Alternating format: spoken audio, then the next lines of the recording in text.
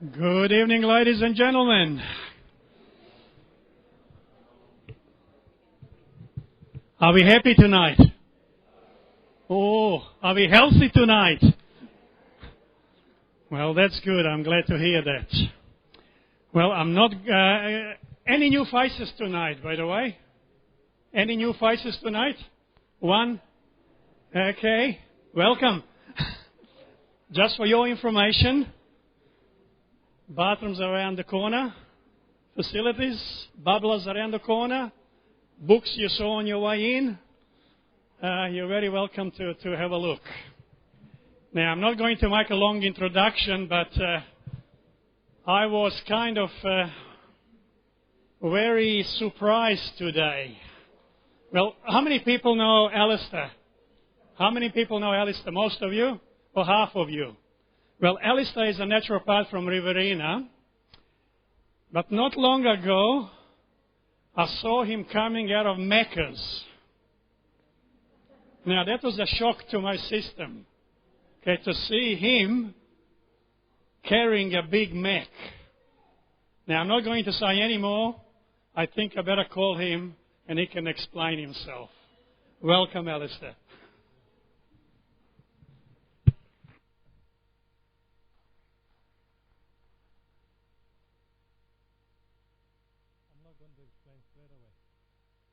I'll explain throughout the course of the presentation. There's a legitimate reason for my trip to Macca's. And you will see how naive I am when I went, because the thing I asked for, I didn't have it. Anyway, tonight, are we on? I got it on. It's on. I'm on. You're off. You're on now. I'm on now? Oh yeah, I can hear it now. That's probably a bit loud. Echoing. Now, some people think this is a lie. Staying slim without dieting. Especially when they look at the person who's presenting it. But look, I'll be honest with you, I don't always practice what I preach. You can see that doesn't sort of equate sometimes. I have my little slip-ups too. But if I fully stuck by what I'm going to tell you tonight, I would be 5 kilos shorter than this. Smaller than this. Okay? So this is a recipe for staying slim without dieting. I'm not a fan of diets. The reason being, it puts tremendous stress on the body. And you will find, anyway, that when you lose weight in a wrong manner, you will regain more probably than you even lost once you start eating normally again. So anyway, let's look at this. And then, by the way, there's a lot of diets out there, isn't there? You've got Atkins diet, have we heard of that one? The Rave diet. Many types of diets.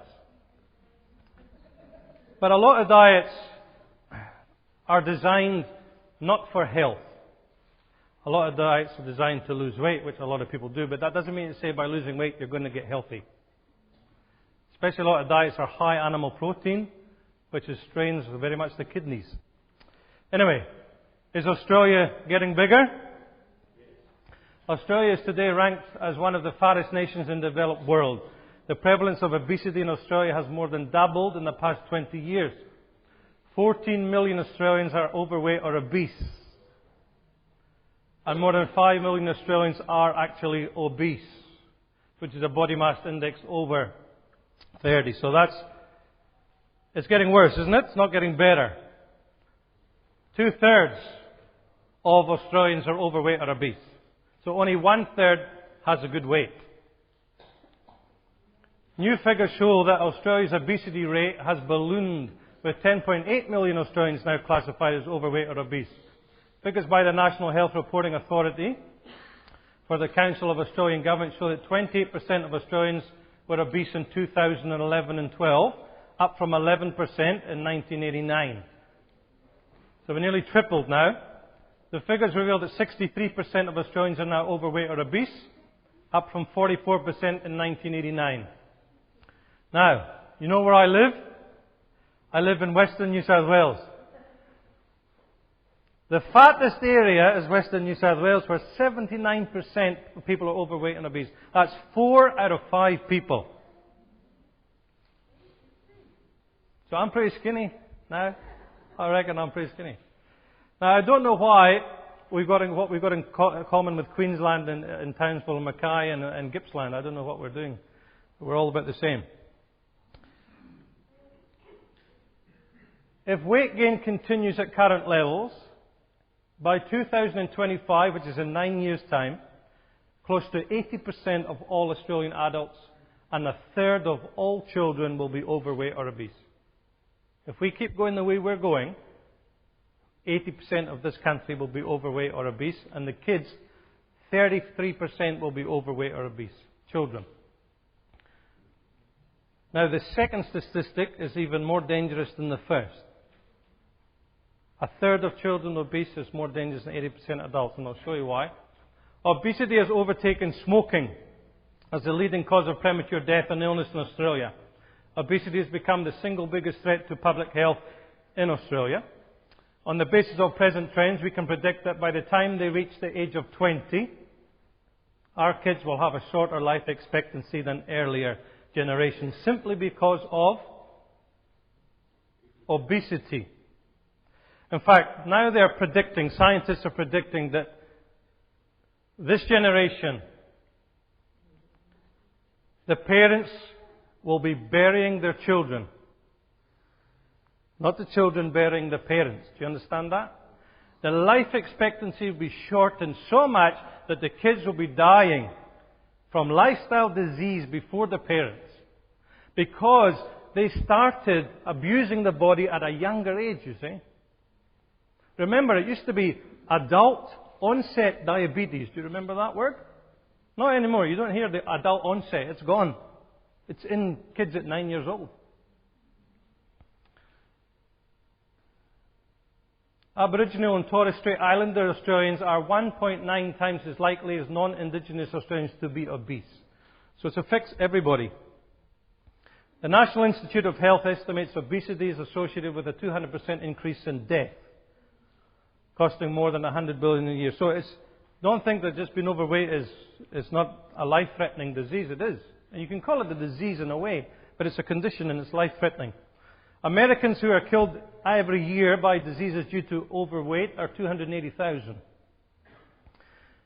You increase the risk of a heart attack if you're obese, double to triple. You increase the rate of colon cancer, triple to quadruple, and you increase the rate of diabetes 40 times.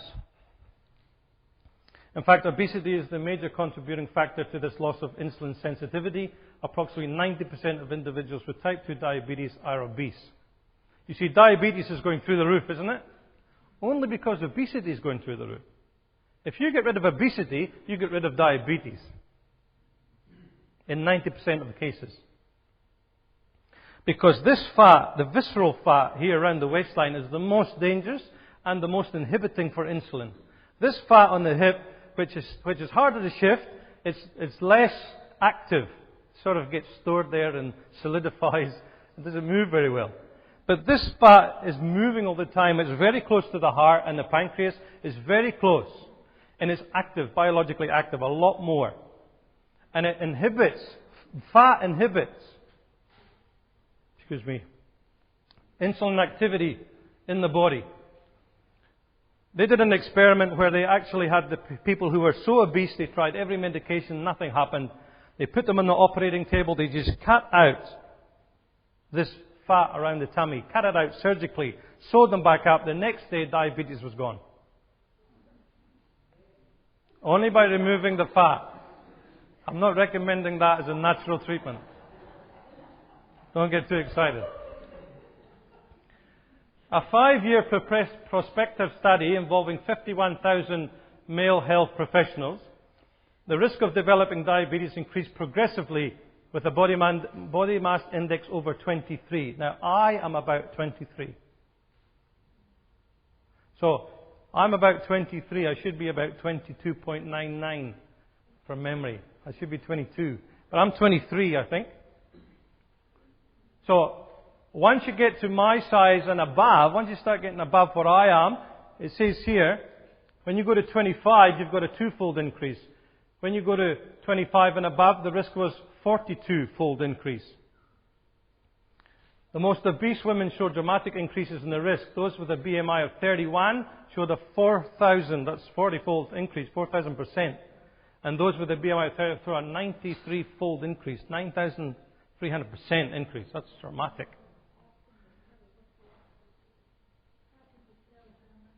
Look, body mass index, I will show you later on how to calculate it, but I'm not a fan of it, and I'll explain why towards the very end.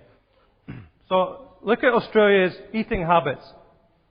In the 70s, we averaged about 47 litres of soft drink. Today's 113 litres, almost triple. The average fat in a burger here was 12 to 24 grams. Now it's 24 to 42. The size of the burger. The portion size of a packet of chips used to be 30 grams, and now it's 50 grams. The inactivity is increased by 70% because more people are driving cars. So we've gone up on the energy intake, and we've gone down in the activity. So we're eating for a V8 supercar, but we're only driving a Corolla. Does that make sense? In fact, some of us are only on a push bike. Now, if you want to control your weight, it's simple mathematics. In many cases, you have to look at the energy input. That means how much energy is in the food that you put in. Well, we measure energy by calories or kilojoules. Now we use kilojoules is about 4 to 1. It's about 4 to 1, so about 4 kilojoules for every calorie. You've got to measure how much energy you put in to how much you put out. It's just like driving a car. If you've got 500 kilometers to travel, you've got to work out how many litres of fuel you've got to put in there to travel 500 kilometers.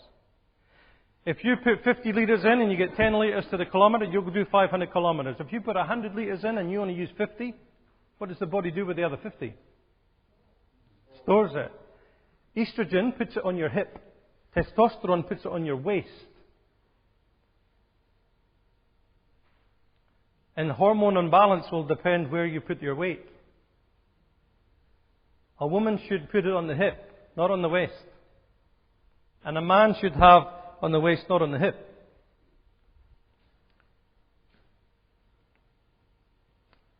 Now, the problem with Australian diet, typical Western diet here that we have too much energy, dense foods. We're eating foods which are high calorie and high kilojoule.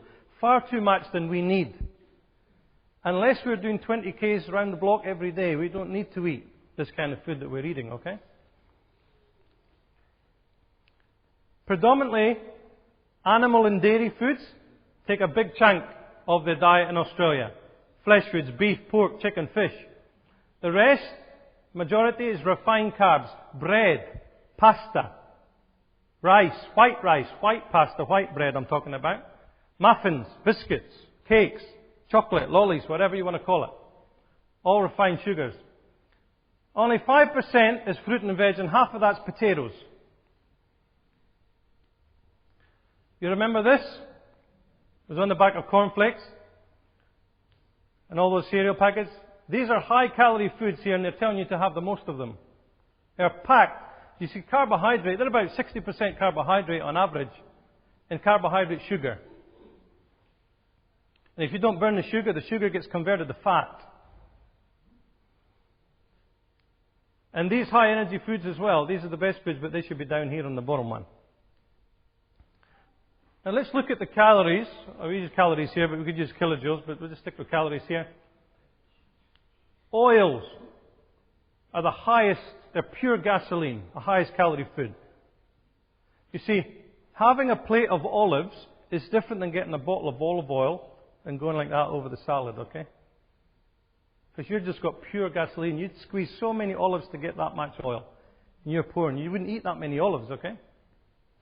Potato chips, meat, cheese, white bread, fish, eggs, they're all in the top energy chart. All these are low energy. Look at green vegetables. I can tell you right now, you can never get fat on broccoli. It's just not going to happen. It's just not going to happen. It hasn't got enough calories. I will show you how it cannot happen. Fruit. Very low, including bananas. People get scared about bananas. You don't get diabetes by eating bananas. Nobody got diabetes from eating too many bananas. Legumes, beans, chickpeas, lentils, all your beans, bologna beans. Your starchy veg, corn. Corn is one of your highest calorie vegetables. Potato, pumpkin is not so bad, but potato and corn is even higher than potato.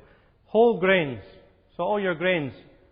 So even whole bread, brown bread, wholemeal bread, it's still got high carbohydrates in there.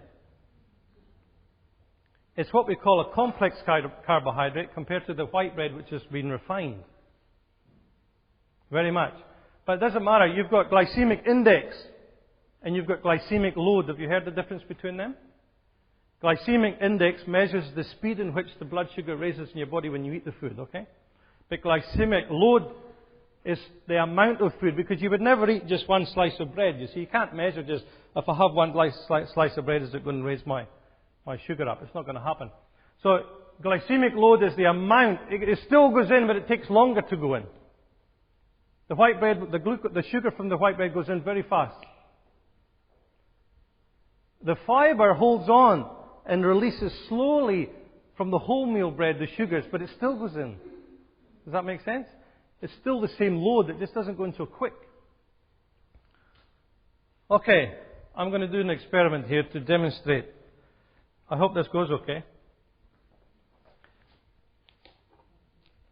This is when I went to McDonald's, it was tonight. And you see I haven't eaten, well, some could say I had the Coca-Cola, but I poured it in the grass. I was a good boy. The crunchy ice cream, I poured down the sink. That was a bit painful, but we did it. Double quarter pounder and fries are still sitting here. Now, why am I showing this? How many calories do you think is in this meal here? Oh, let's go kilojoules, because maybe you're familiar more with kilojoules. An average man is about 8,700 kilojoules a day he should consume. Average. 8,700. How many kilojoules do you think is in this meal here? This is a quarter pounder meal, a large one with a McFlurry. 5,000? Higher. 12,000? Lower. 11,000? Lower. 10,000? Lower. 9,000? Higher. 9,816 kilojoules. Now, a man needs about 8,700 all day, not just for dinner. That's one meal. It's more than daily what we need. One fast food meal. Now, let's compare that to plant-based foods.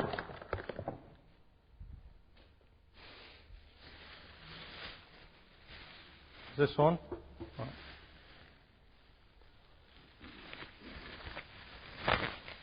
Here is 2 kilos of tomatoes. In order to get the same calorie value out of this, you would have to have 12 kilos of tomatoes.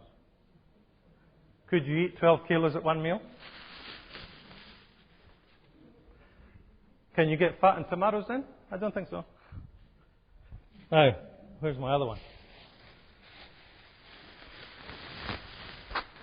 Oops. This one. 1 kilo of mandarins. If you were to have the same kilojoule intake as that meal there, you would have to have 5.5 kilo of mandarins in one meal. Can you do it? I don't think so. 2 kilos of Lebanese cucumber. If you were to have the same calorie or kilojoule intake as the Big Mac, not the Big Mac, the quarter pounder, you would have to have 15 kilo of cucumber. 1 kilo of apples. If you were to have the equivalent, you would have to have 4.5 kilo of apples. I only got 3 bananas here. If you were to have the same in bananas, 3 kilo of bananas in one meal. Now we're nearly there.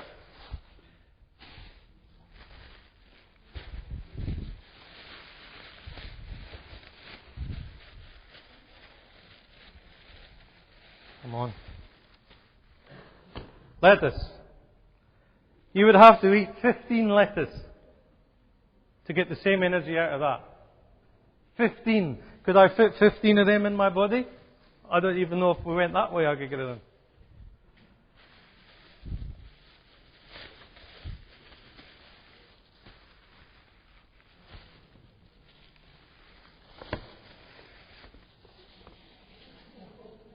Green capsicum. 1 kilo. You would have to have 12 kilo of that. 12 kilo of capsicum. All this that you're looking at on the table adds up to 9,498 kilojoules. 200 kilojoules less than that. Did you hear what I said? This has got 200 more kilojoules than all of this. Now, could you eat that in a meal? One meal? I think most of us could do it. Who could eat this? Could you eat this in one meal, one sitting?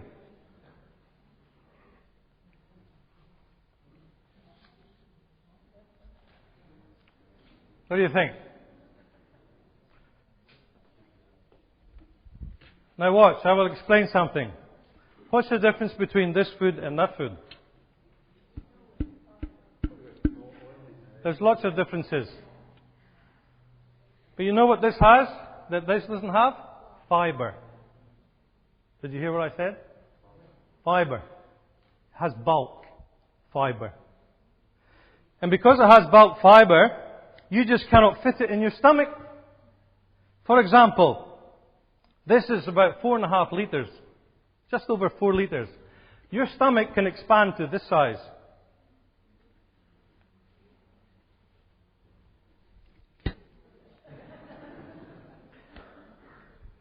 It's like a baby. See, I don't think my stomach could do that. But anyway, that's what they reckon. That would be a big man, I think. That's a fair size, isn't it? Okay. Let's see how we go here. See how much we can get in here.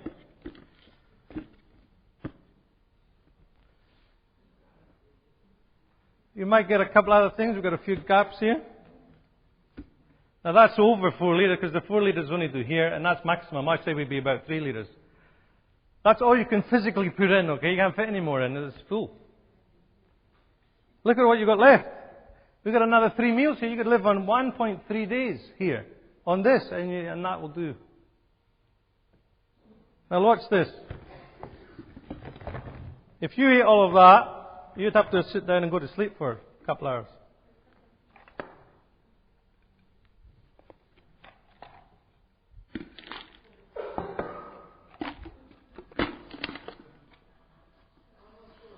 That's got more energy, but it hasn't filled you up. You see that? Hasn't filled you up. I can get probably another one in there. I mean, not going to have the plastic. That's just a simple illustration to show that these foods here are high in bulk fiber. And you just can't eat enough to get fat. They're high in vitamins, in minerals, in antioxidants, in living food, they're living enzymes. This is dead food. Processed, dead. Now, I think I have a little interesting thing here. How dead is the food? Let's read it. If you need another reason to kick the junk food habit, this should do it. A Utah man has unearthed a McDonald's hamburger he bought in 1999. And the sandwich looks exactly the same as the day it was first flipped. David Whipple kept a fast food meal for a month to show friends how the preservative-packed hamburger would keep its composure. But he forgot about it, finding it 2 years later in his coat pocket, and then he decided to continue the bizarre experiment. However, even he was shocked to see that the hamburger still looked the same a whopping 14 years later, and here's the picture.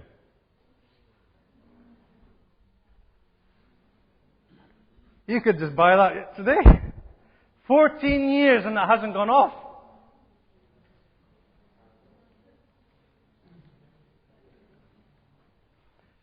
It's well preserved. Maybe that's why some people are living longer, all the preservatives we're eating. It's dead. Do you think a tomato could last that long? It don't even last 14 hours sometimes. You take it home and the next day it's got spots on it. It's dead food. This is living food. That's dead food. This here is full of nutrition, full of fiber, and low calorie, low energy. It's got energy, but low energy. This has got high energy and very little nutrition at all. And no fiber. Because meat, dairy and oils are so dense in calories, it's practically impossible for us to eat them without consuming an excess of calories. These calorie-rich foods can pile up a huge number of calories way before our stomachs are full and our hunger is satisfied. You see, if this is 9,500 kilojoules, what have I had for lunch and breakfast? That's only one meal. I could be up to 15,000. I'm not saying I'm having 2 of them a day. I might have 1. But what am I having for lunch? What am I having for breakfast? And then I wonder why I'm getting fat.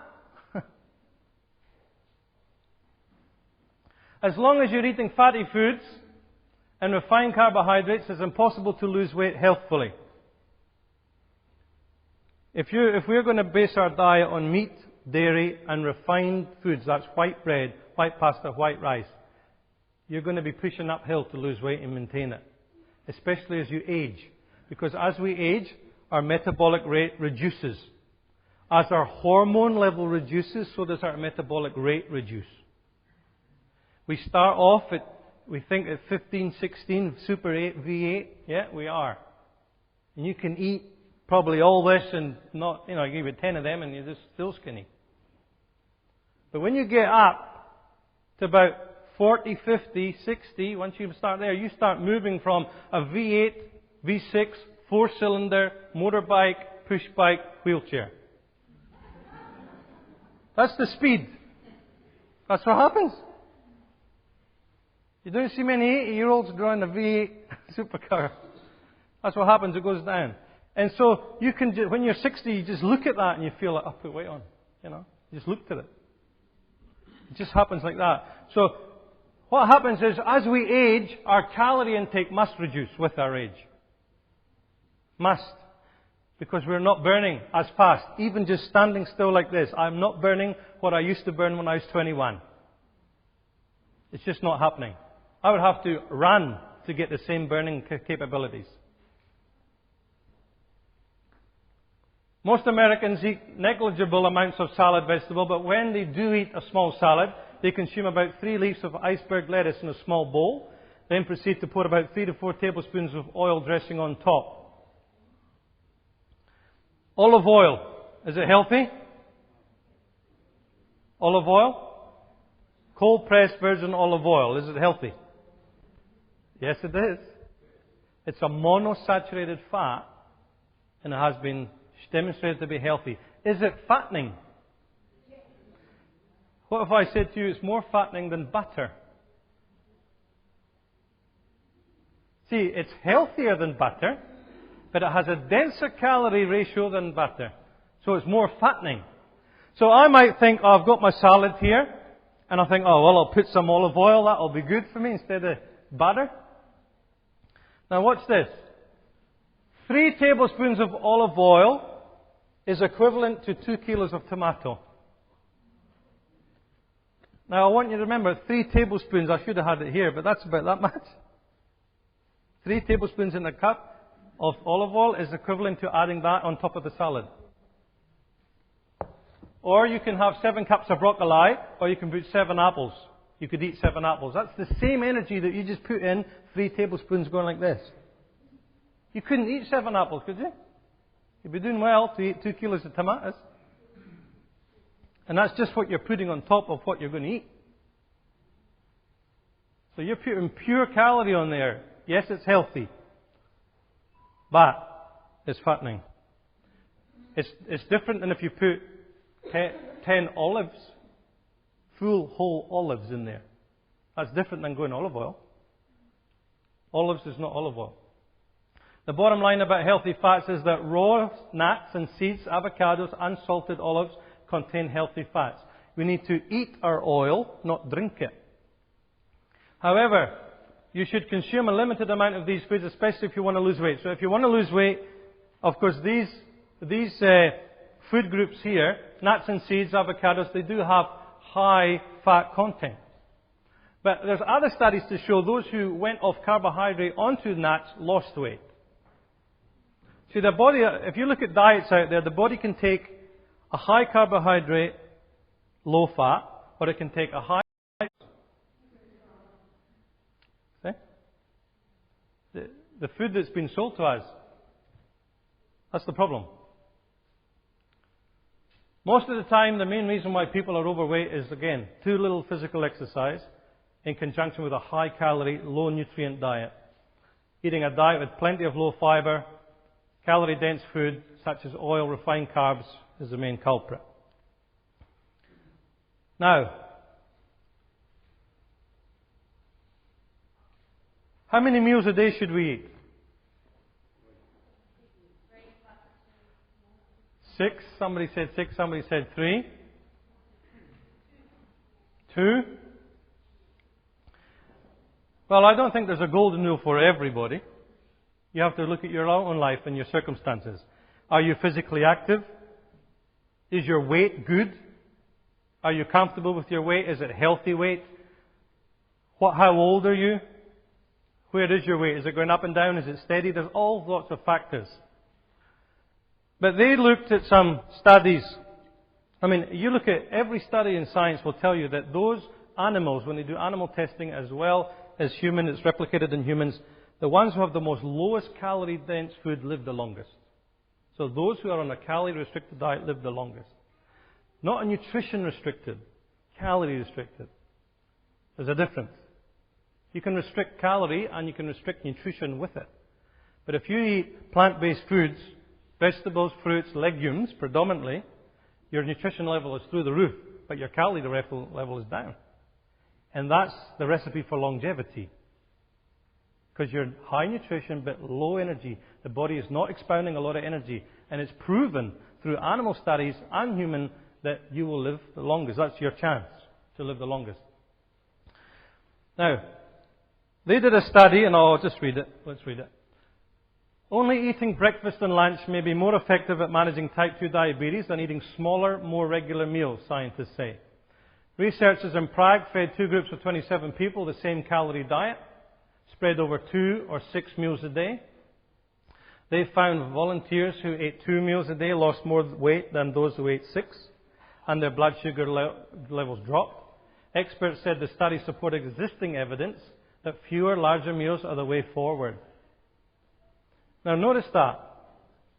One group ate 2 meals, and the other group ate 6 meals, but the calorie intake was the same. So the calories was not higher or lower. They were both the same amount of calories in the 6 meals as there was in the 2 meals. You had 6 smaller meals and 2 bigger meals. But the calorie was the same. And yet the one on 2 meals lost more weight and had a healthier blood sugar reading. Because once you have 6 meals, every time you put food into your mouth, you restart the digestive system. The minute you put food on your mouth, you start secreting enzymes. You start the digestive process all over. And all your juices start activating. Once it enters the stomach, the pancreas starts working. Everything starts working. When you have 2 meals a day, now I'm not saying everybody can do 2 meals a day, but I have done 2 meals a day. I'm not doing it at the moment, but I have done it, and I can survive easy on 2 meals a day. You can eat about 10, 11 o'clock, and you can eat about 4:30, and you can sustain quite easily some people. Especially as we get older. Even if you have a third meal, it should be light. Sometimes we have the biggest meal of the day when we come home. You know, I have many clients who don't have breakfast. They come to me and say, what do you have for breakfast? Nothing. Not even a tea or a coffee. Nothing. Do you have mid-morning tea? No. Do you eat nothing for lunch? No. Then they have lunch. That's commonplace. People have got no time. I've got no time for breakfast. Then they have lunch, and then they have afternoon tea, and then they will have an evening meal. Now, an evening meal is the biggest meal of the day. And what are you going to do after the evening meal? Are you going 20 kilometers to jog? Where are you going? Sit on the lounge and go to bed. So where does all that energy go? You're not going to burn it sleeping. You're not going to use it when you go to sleep. Where's it going to go? It's going to go to your waist or your hips. Okay, I've got to wrap this up or I'll be in trouble. So high-calorie food are all your animal products. They are full of high calorie because of the fat content and all the refined carbohydrates because of the sugar content. Your fruit, vegetable, legumes, seeds and sprouts are your low-calorie, high nutritional foods. You'll notice this, as your calories go up in here, your nutrition levels drop. Your nutrition increases as you go down to there. So they've got the most nutrition, the lowest calorie. That's got the highest calorie, the least nutrition. Do you see that? So the more calorie dense the food, the less nutrition it's got. That's why these foods are the most healthiest on the planet for nutrition and for fiber and for calorie intake. So, the best diet, this is not a, when I say diet, I mean lifestyle diet, I don't mean a 2-week diet, is to have this. 70-80% should be all vegetable. Half a kilo a day, cooked or raw. Depends what way you're going to do it. Legumes, they should consume also 70-80% of your diet. Fruit, fresh or frozen, because when you freeze it, it still preserves most of the nutrition. Moderation, seeds and nuts, 1/4 cup a day, mixed variety. Whole grains, 1 cup a day. Oil fats, 1 to 2 tablespoons of flaxseed oil or cold pressed or about half avocado. Now this is only general, it depends on each individual. I mean, if you're digging holes all day and sweating buckets, you're going to eat more, okay? But if you're just sitting on the computer all day, you're going to eat less. Just depends. Depends on your age as well. Seldom we should have or abstain fully from all the nasties. Sugar, honey, biscuits, chocolates, ice cream, whatever. Grain vegetables are so incredibly low in calories and rich in nutrients and fiber that the more you eat, what? The more you eat of them, the more weight you will lose. Now, am I overweight? As a good rule of thumb, from optimal health, if a man stands up and he pinches his stomach around his navel, I should not be able to pinch more than half an inch, which is 12 millimeters. So my tire, standing up at the navel, should be 12 millimeters or under. That's half an inch, okay? Very small. Now, a woman gets an inch. A woman is allowed an inch because you have to have, obviously you have to have children in there one day, hopefully. So you have a lot more fat and protective tissue around there. So you're allowed an inch. But if you've got more than an inch, and I'm not talking on the sides and around the back and up here and down there, I'm talking just here. If you've got more than an inch standing up, you're overweight. Right? If you've got ripples and waves and all these things, that's way overweight. If you stand in the shower and you look down and you can't see what's holding you up, your feet, you're overweight. That's for sure. If you can't see your feet standing straight, vertical, and looking down, you're overweight. I can just see my big toe. It's enough for me. Now these, just to wrap it up because we're finished now, obesity is caused by high energy food like what we see here. Not eating enough of this. Low energy food but high nutritious. Lack of physical activity. Just not exercising, not burning. It's math. This is arithmetic, by the way. It's just simple math. 1 + 2 = 3, and that's it. Stress puts weight on. For some people, it can lose weight. But for a majority, it will put weight on. Alcohol is full of sugar. Alcoholic drinks. Puts weight on. We talk about the beer belly. Aging, like I said, the older you get, the less you burn.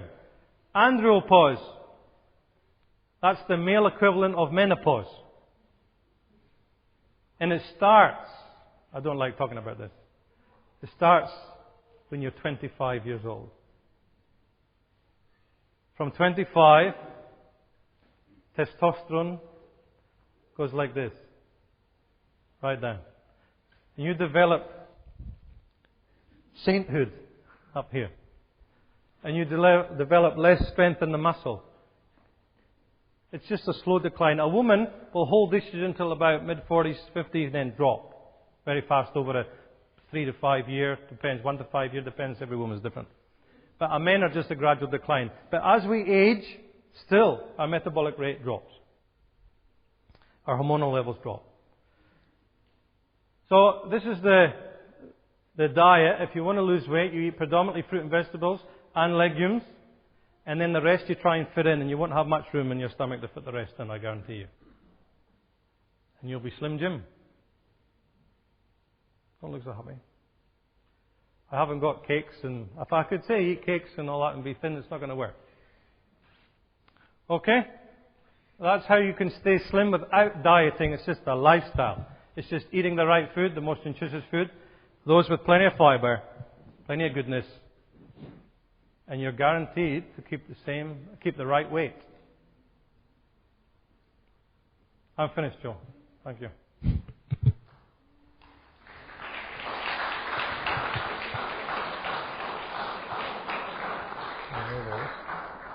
Well, thank you. Did you enjoy that?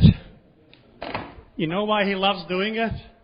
Because all this energy that he puts in, he loses at least 1,000 calories after he speaks for 1 hour. Listen, I have to tell you, when I bought that, the temptation of not to eat it, I sweated a lot of energy. The ice cream was melting and it was stressful. Very good. Especially Ladies, as a Scotsman, I had to pay for the thing. can we unhook you?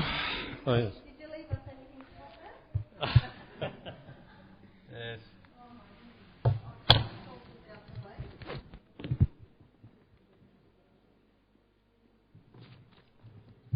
Okay, we let you take all your goodies away. And we can take this out.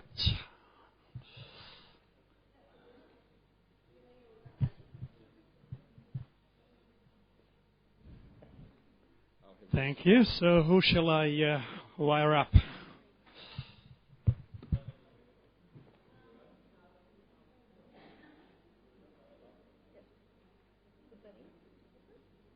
You need the projector? Yeah, sorry. I need a projector, but not yours. Is there two of them? Yeah. Yeah, do we... Put that one on. Is that one okay like that? Or is it going to be... No, that's okay. Is that all right?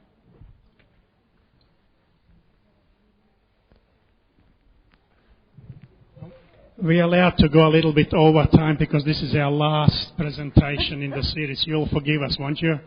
I'm going to try to rush it. I'm going Okay. to rush it as much as I can. I'll leave it to you. Yep. That's not mine. This one's mine.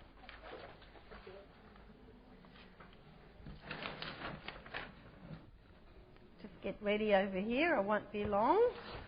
The first thing we're going to do is do our soup. Like always. Good evening, everyone. How are you? Good to see you all. And I hope that we're going to try and finish by 9. So we'll probably cut a few corners.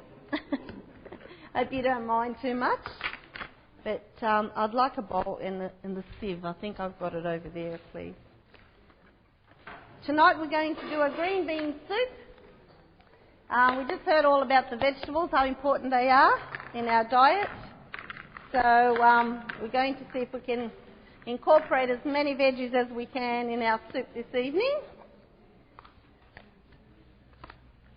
I heard that some of you have tried making the last week's recipes. Any success stories? Yes? Awesome. Yes? Yes?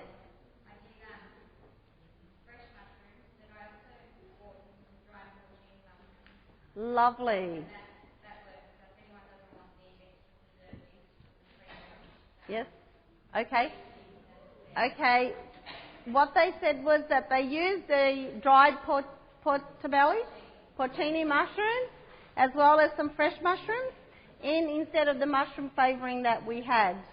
So, and it worked really well. So that's lovely. So you've done 3 out of the 4. That's fantastic. The slice, yes. Lovely. Yes. Excellent. Oh, I'm so happy to hear that. That's lovely. Okay, so what we're going to do, we're going to start off, we're going to put all our veggies together. Actually, I'll probably need a bigger saucepan. So I will pinch this one. This is the original saucepan I was going to use. So I just pile all my vegetables into the saucepan, which I'm putting green beans. We've had the potatoes soaking in the water because it does go black, so I'm just going to drain the water out.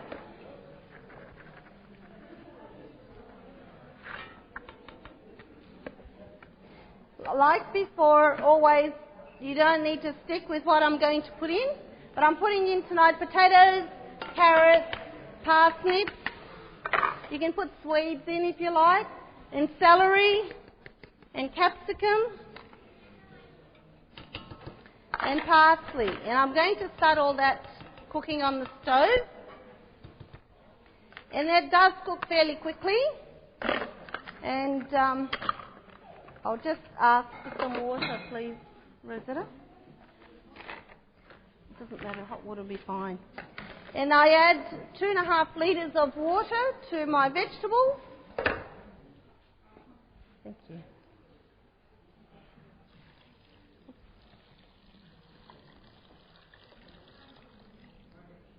Thank you. And then I'm going to just let that simmer now. And there is a second part to this soup where I will saute some onions and some garlic in a little oil. We learnt all about not too much oil, didn't we? So we'll only put a little bit. And our onion and our garlic, and you'll be able to really smell this beautiful aroma.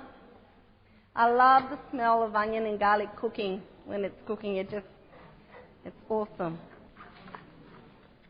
And for those that have been here for the first time, the Marcel stock cubes that I am using, it is 100% vegetarian, so you can comfortably use that. And that's the ones that we use. I'll just lay it down there.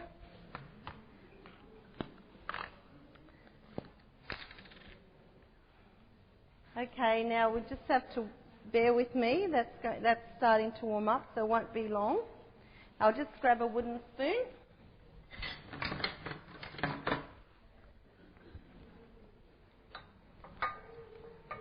And I'm sauteing my onion and garlic together until it goes a little bit see-through-ish. It gets that little, you can sort of tell when it's going a little bit see-through.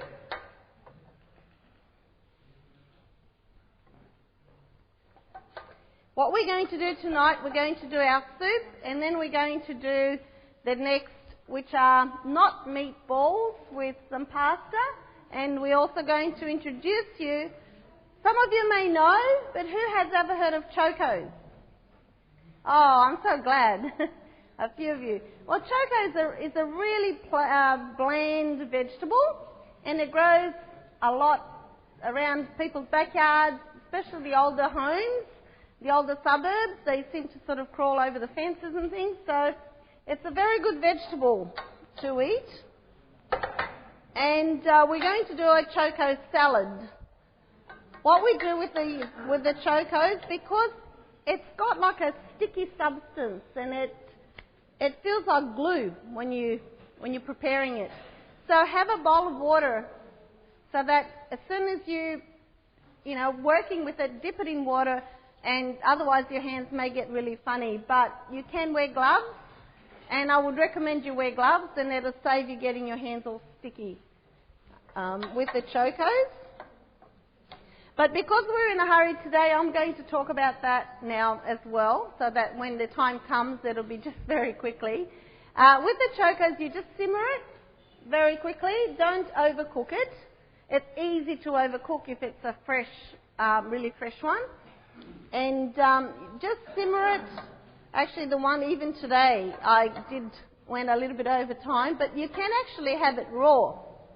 If you don't want to cook it, you can actually slice it really thin and have it raw.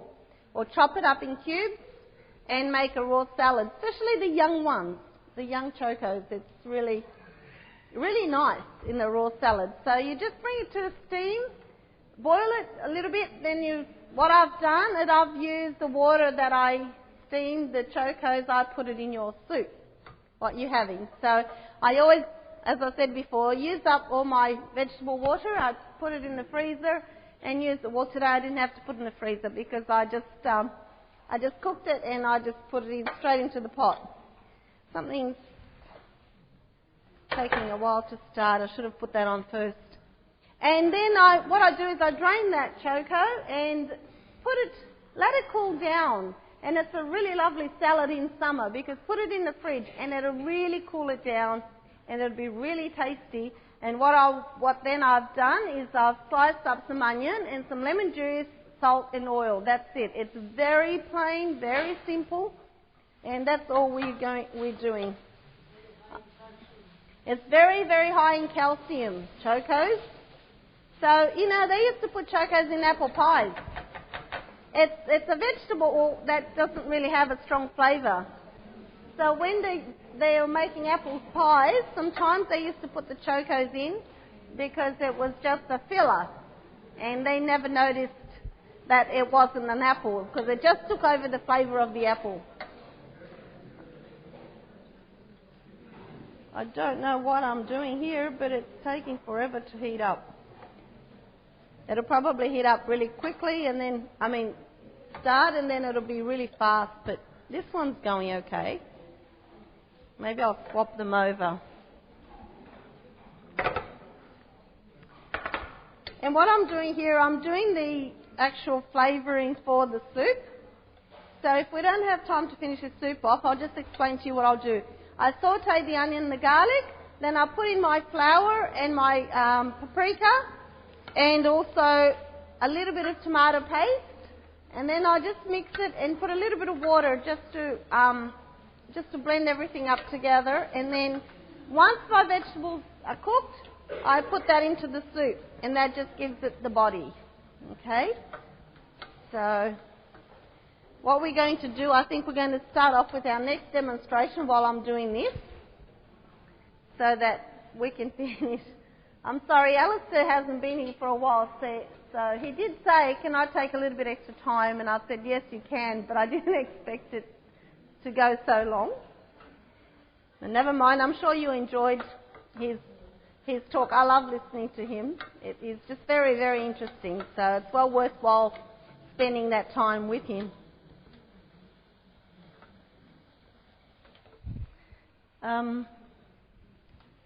Sorry.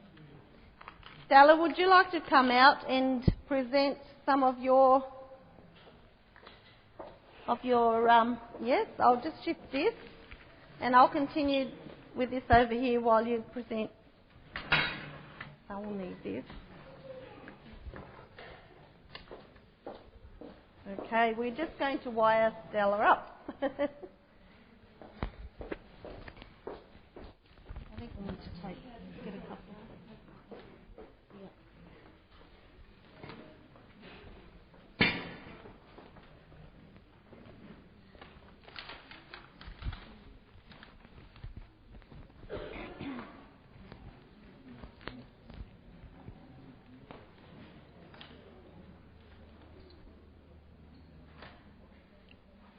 Ron. I have everything here. Thank you.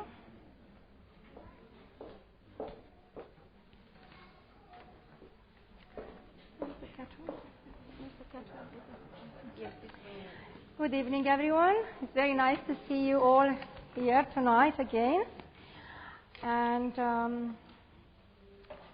I will present tonight a very nice dish of nut meat balls with sauce and wholemeal pasta. Because of shortage of time, we will do both dishes in the same time. So what I'm going to do, I will soak my TVP with the oil and with chicken stock.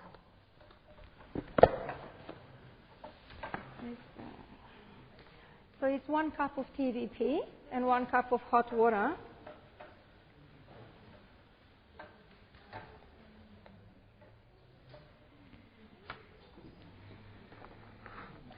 And one cube stock. And 1 tablespoon of oil.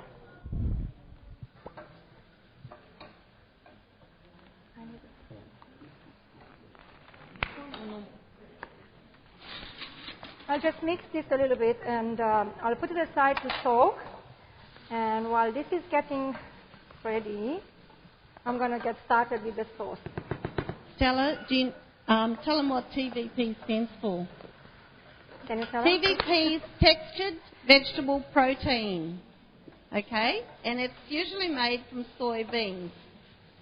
So it's not a gluten, it's vegetable textured protein, and they usually make it from soybeans.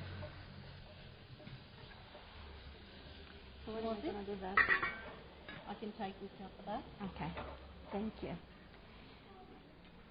Just before Stella starts, this is ready for me. Sorry, Stella. This is okay. ready for me to put the flour in because the onion, the garlic's done.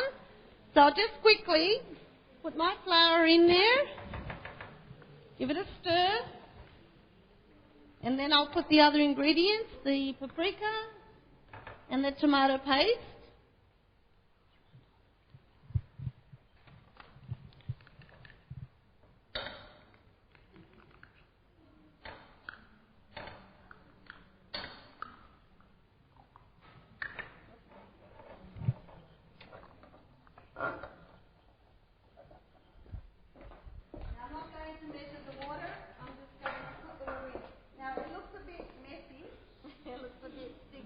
But it's okay. Sorry. That's okay. Put a little bit at a time. Sorry. Just sorry. put a little bit at a time so that you can mix it up. Finish it off. Okay. Sorry. You have to hold it for me, please. That's okay. I think we need 2 of those ones that go on our aprons, microphones. And this is ready then to put it into your soup once your soup's cooked. So I'm going to take it out the back as Stella can use the stove then. But I thought I'll just show it to you quickly before I take it away. And just give it a good stir, and it's sort of a bit sloppy. And just give it another... Keep stirring it until it's a bit smoother, and then just add that to your cooked vegetables once they're done, okay? So that's our quick and easy soup for tonight, and I will leave Stella with the rest now. I'll just take this out the back, and then I'll come help you. No worries. Thank you. Thank you.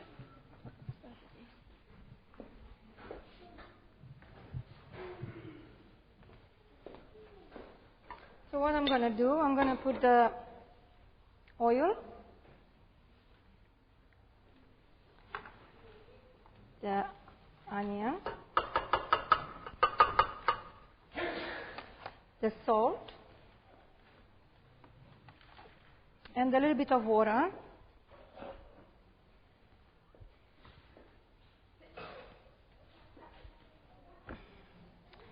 And I just mix it a little bit until it gets a little bit see-through.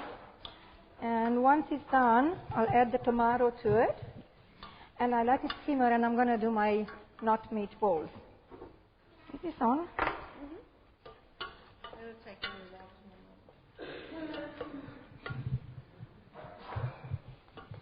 So what did we learn tonight? Are we going to eat a little bit and lots of calories? Or are we going to eat a big platter of salad with small calories, with reduced calories? And don't forget to eat lots and lots and lots of raw fruits. They're really good for you.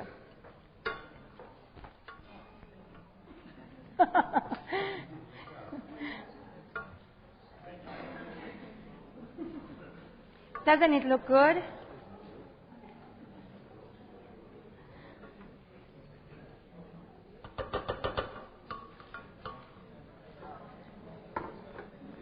It doesn't Not going? No. Just the next one. This is a bigger one. I mean, it doesn't move at all. That one's on because the light's on. Maybe use that. This one is on come too. on now.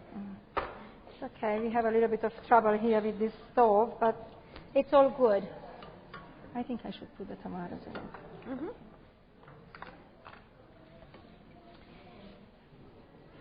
So when the onion is done, I just add the tomatoes and the tomato sauce.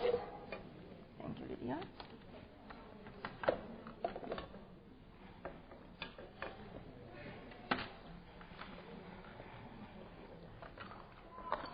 And we let it simmer a little bit on the stove. I'll cover it and I'll go back to my meatballs.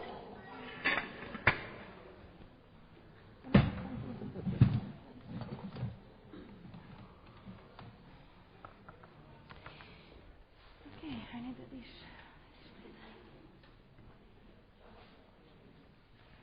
Thank you. Do this one or a big one? I think that's enough. Okay. So I have all my TVP already done. It's soaked up all the water. I'll put this in my dish.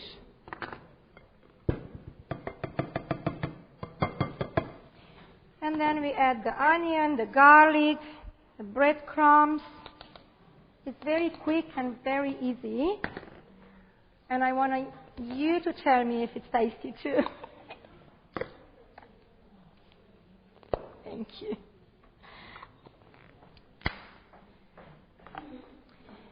And the seasonings, and then no egg.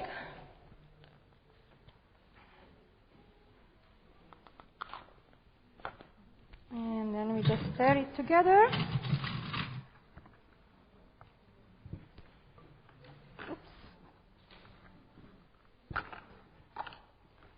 Put my hand in it. I put my hand in it. Nothing better than I did. And if I can have the tray, please. So it's all done. I just have to form the little balls and then we put them in the oven and it's ready.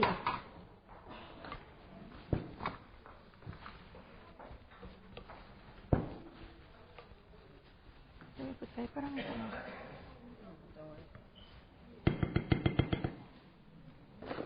I have to wash my hands. Will you excuse me, I'll wash my hands again before I form them. Okay, we use the lamb herbs. This is a mixture of herbs that it doesn't have lamb in it. It's just different herbs.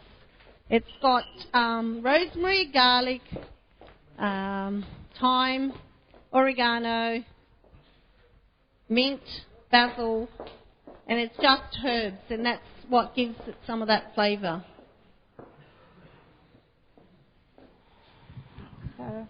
And we also use a product called No Egg, and 1 heaped teaspoon of no egg with 2 tablespoons of water is equivalent to 1 egg.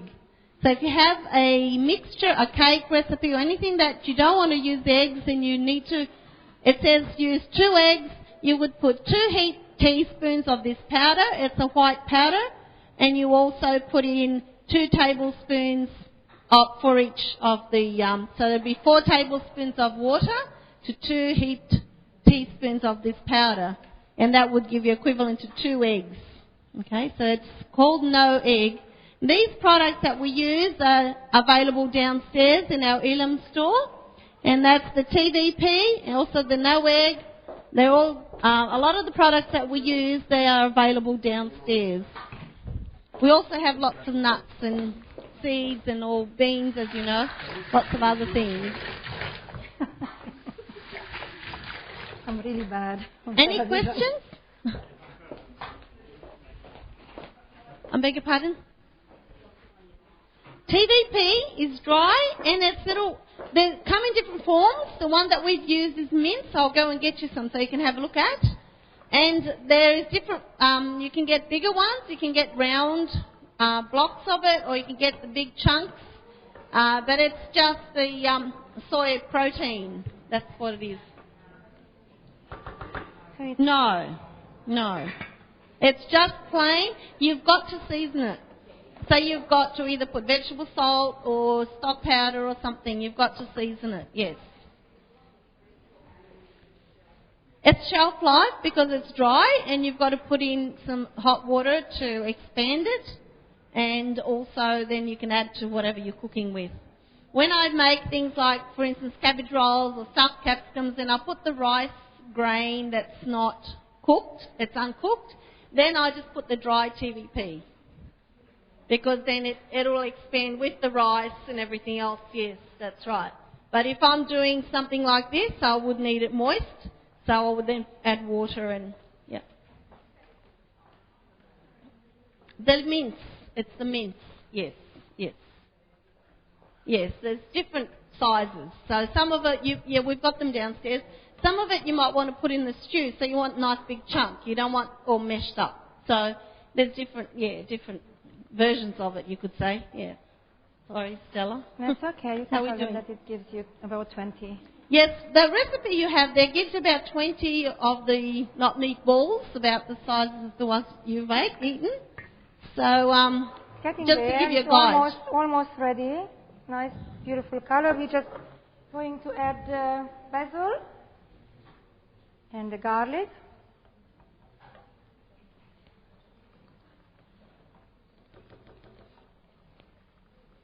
And the tomato paste. Wow, we've got just over 5 minutes for our dessert. That is That's rushing. right. We're doing well. So it's If you- already Yeah. nice and easy, Creamy. quick, creamy. Looks good. Yeah. Thank And you it very smells much. delicious. When it was cooking out there, everyone would come in and say, oh, it smells so good. All good. Thank you very much. Thank you, Stella. Very good. We're just going to tidy up a little bit and then we'll get Amy to come out and she's going to help. Amy's going to wash her hands and she's going to come and demonstrate the dessert. For the dessert tonight, we're having an apple and pecan cake. It's completely vegan again. All our dishes that we're demonstrating here tonight are vegan. So we're not using any animal products.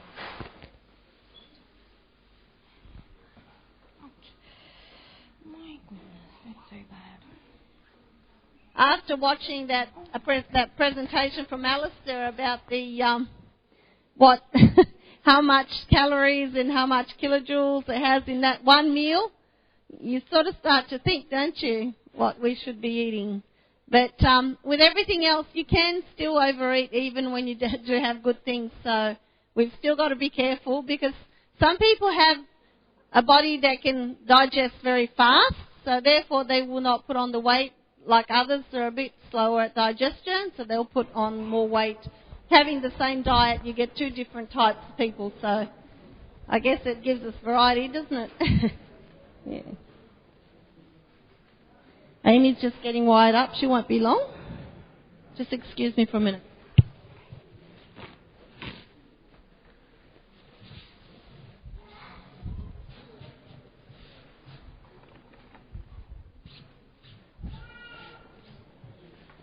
I'll just help her set up her plate. Oh, here you are. Here I am. Good girl.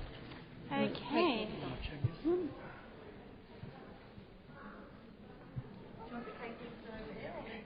Leave it there.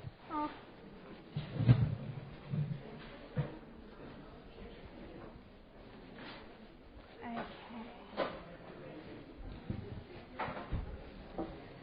Okay, are we ready for the best part of the night?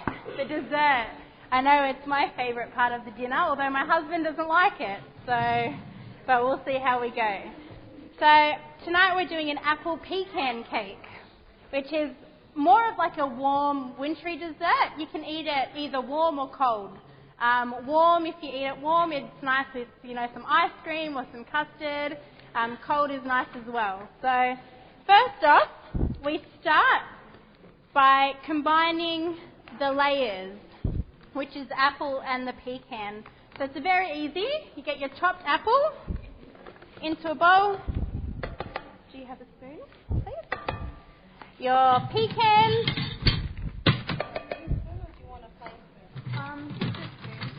Perfect. Thank you. Your brown sugar.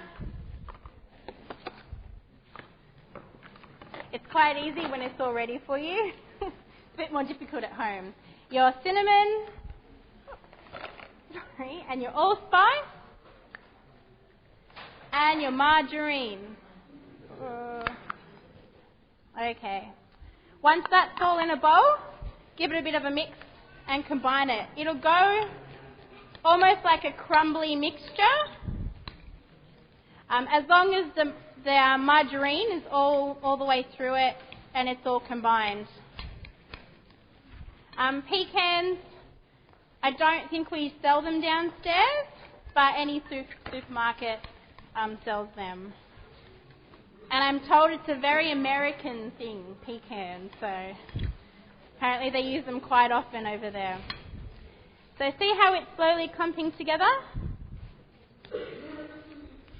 Just give it a good mix, because you want that margarine to go right through, because as it goes in the oven, it combines and it melts, and it gives that yummy toffee taste.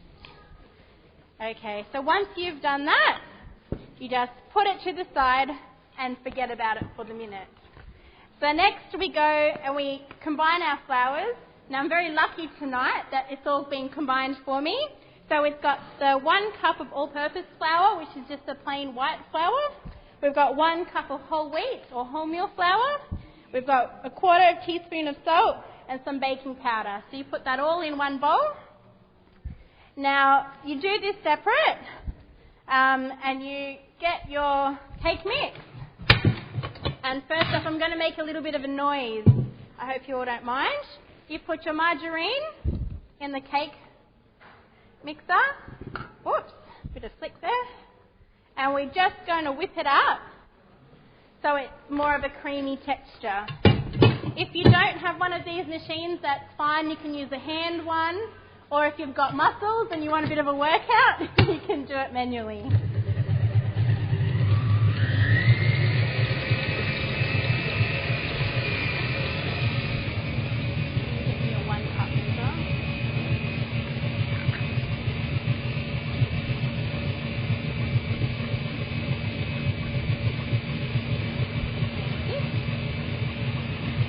While that's in the mixer, you can just measure 1 cup of soy yogurt. You can buy it from Woolworths or Coles.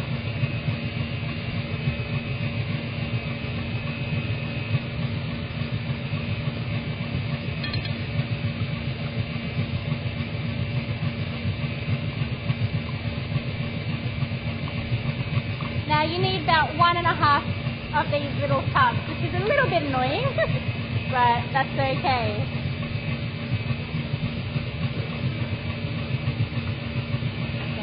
Now once you have your yogurt, stove was still on. Okay, once that is whipped, I'll show you the consistency. See that it's been a bit whipped? Then, the camera? Ooh. Then you add the yogurt into it while beating it as well.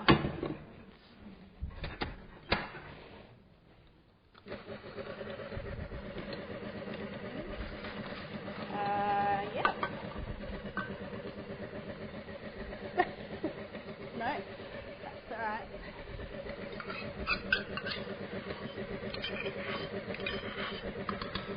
So we'll slowly combine that.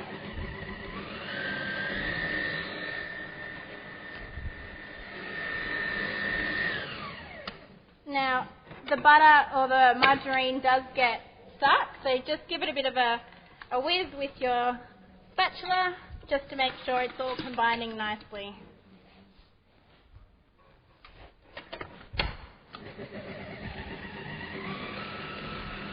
Once that's combined, you add your brown sugar.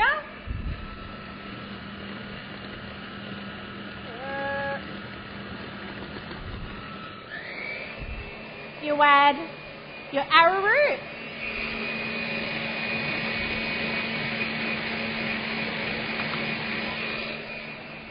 And your vanilla.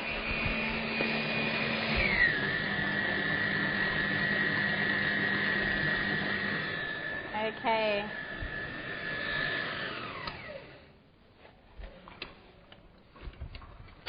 Now it will look like it's a bit split or a bit curdled, but that's what it generally looks like. Okay. Can you all see that?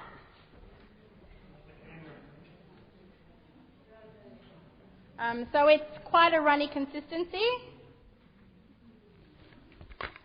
Okay, so with this, we add the flour to it and we just gently fold it in.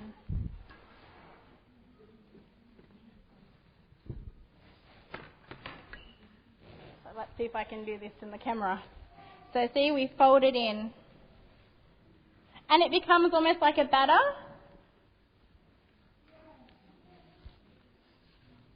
I can smell the vanilla in it. It smells quite yummy. I've always liked apple and cinnamon together. I think they really are a well combination. Okay, so once that's all combined, you get your cake pan. Now what we've done in this is we've sprayed it with a light oil, hot baking paper down the bottom, and we've dusted it with flour, and that just means that the cake won't stick to the pan. With that, we just put the pan on your baking paper, get a pen, draw a circle around it, cut it out with a pair of scissors, and remember to put the pen on the side that's facing down so you don't actually get it into your cake. Okay. Can I just mention that the soy yogurt that we used, you can purchase that in all the supermarket stores. We purchase it at Coles. They've got them in Woolies. Just have to look for it if you want to have soy yogurt. It's a dairy-free yogurt, so it's easy to find if you want to use that. If you do use dairy, you can use normal yogurt with this. So you can still make it with normal yogurt. Okay, now we're going to split the mixture in half into the pan. So we're going to cover the whole base of the cake tin.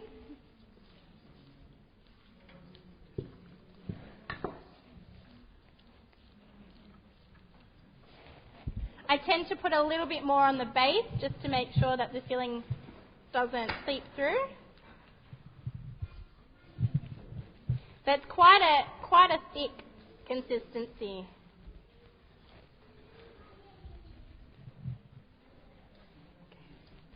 Then you get your apple mixture, and half of your apple mixture goes on top of that filling.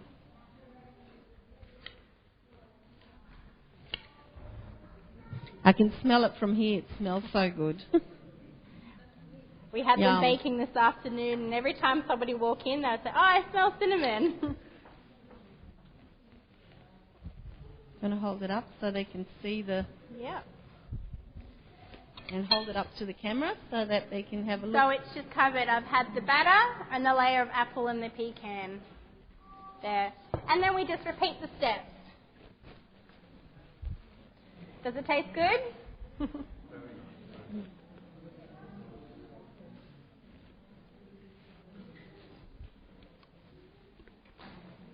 Okay.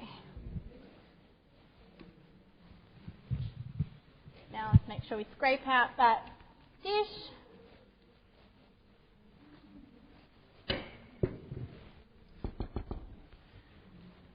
Now it's a pretty simple cake, but the hardest bit I think is doing the layers, pretty much. Okay.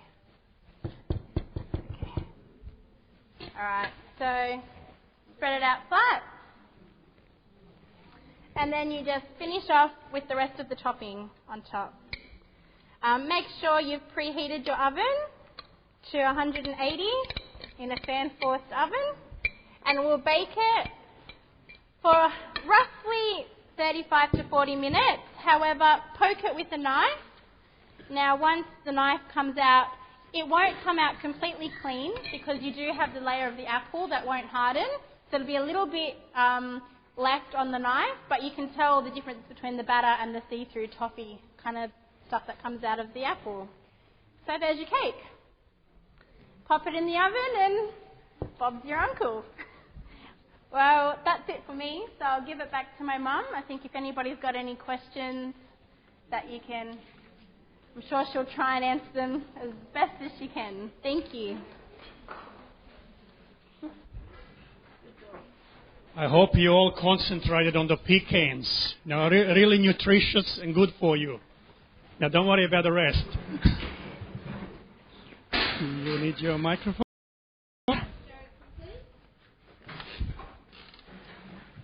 Just very quickly, I'm just going to do the choco salad that you had. We've had some steamed chocos already, but I just want to show you, I won't worry about it too much, but I just want to show you this is what a choco is. Okay, for those that have never seen a choco, it grows in a vine and it just goes crazy if you plant it. If you want to grow one, all you do is buy one of these and it'll start shooting from the top there and you just plant it in and it'll take off. It's a marvellous food. Okay. Sorry. I don't want all this going into the food, all these wires. Okay, now to peel a choco, I'll just do the little one. I just cut it like this. Now, it's better if you do have gloves, and it's got like a heart in the middle of it. It's got a little heart, and I just cut that off. This one's a very young one, so it's not very dominant. Actually, I'll cut this one as well because this one will give you a better idea.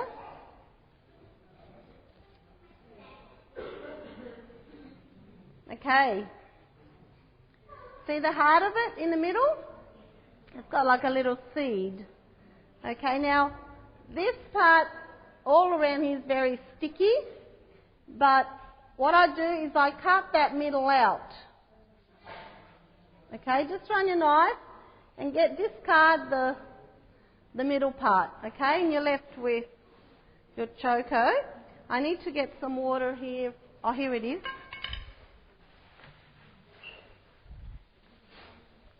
I'll need to wash my hands as I do it.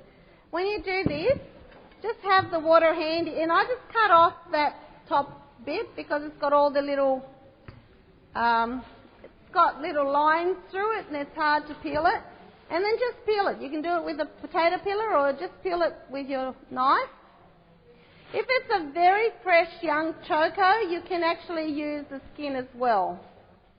But for this purpose, we'll just peel it.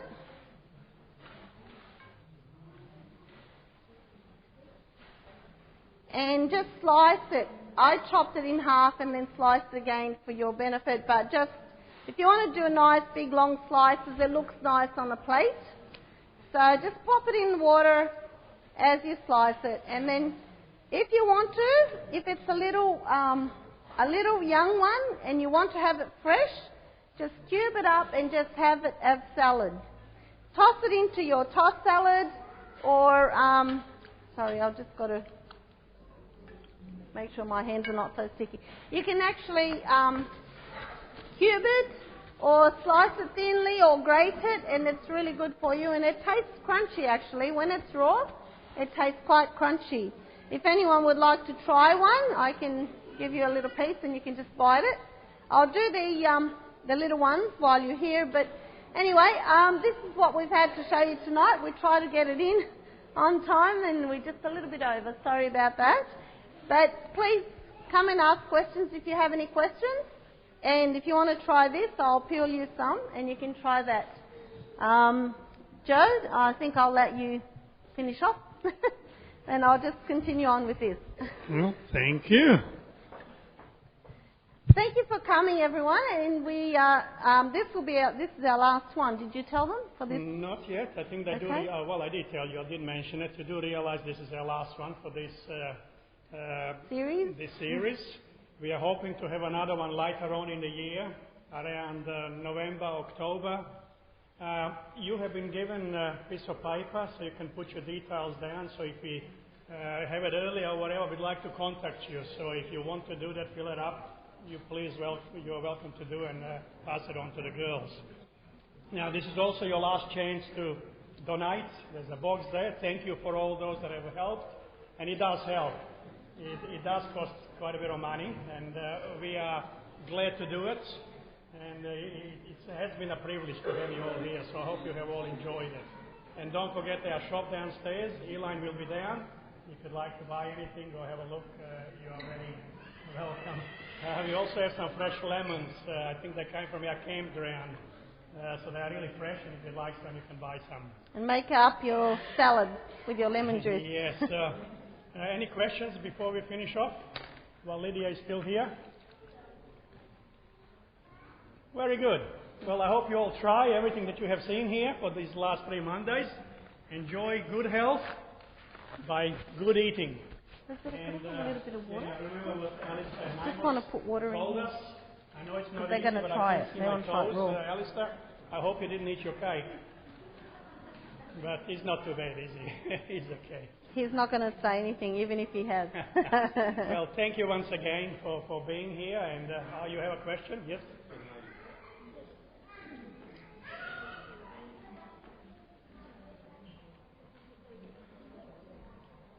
What is the vegan margarine? Every supermarket's got vegan margarine. It's a margarine that doesn't have any milk solids or any milk products in it. There's a number of different brands that you can buy. Coles, dairy-free, it says on it. In Woolies, they have something. Actually, Coles doesn't even say on it. When you read the ingredients, it's got no milk on it. So, margarine, just remember, it's moderation, okay? Only special occasions. Special occasion, moderately. Okay, I'd like you to bow your heads, and I'd like to thank the Lord for the occasions that we have spent here together. Our loving Heavenly Father, we are so thankful that we had this opportunity to be together on these 3 Mondays, that we were able to demonstrate different things that you have provided for us, fresh fruit, fresh vegetables, that we might learn how to live healthy, that we may be happy, and that we may be a blessing to others. Keep us safe as we leave this place and protect us. In Jesus' name we pray. Amen. Thank you, and God bless you all. Anyone that wants to try the Choco Fresh, you're welcome. I meant to tell you the sour cream that we used for the soup, for those that did have sour cream, it's Soy Supreme, and it's made by Tofutti Company, and we stock them downstairs as well. And this is the Aldi margarine. Okay, this is vegan. You can buy it from Aldi. And there's also Nutalex. Nutalex is a vegan margarine, and there's a few different brands.